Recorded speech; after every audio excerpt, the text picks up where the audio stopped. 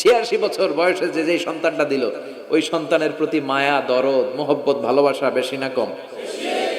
আল্লাহ দেখতে চাইলেন ওই ছেলের জন্য মায়া বেশি নাকি আল্লাহর জন্য বেশি।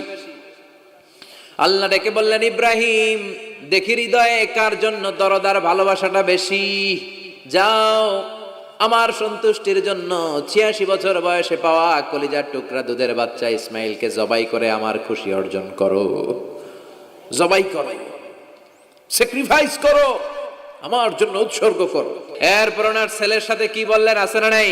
فلما بلغ معه السعي قال يا بني إني أرى في المنام أني أذبحك فانظر ماذا ترى। দুধের বাচ্চা ছোট্ট ইসমাইল ডেকে বলে, ও ইসমাইল, আমি স্বপ্নে দেখেছি আমি তোমারে জবাই করছি, এখন কি করব? কি বাবা, কি ছেলে? ইন্নী আরা ফিল মানামি আন্নী আযবাহুক ফানজুর মাযা তারা। ইসমাইল স্বপ্নে দেখেছি তোমারে জবাই করতেছি, কি করব কও? সাইয়েদনা ইব্রাহিম এই প্রশ্ন করার পরে সাইয়েদনা ইসমাইল বললেন, ক্বালা ইয়া আবাতি ফাআল মা তুমার। বাবা, আপনি স্বপ্নে যা দেখেছেন ঠিক তাই করেন, যা দেখেছেন তাই করেন।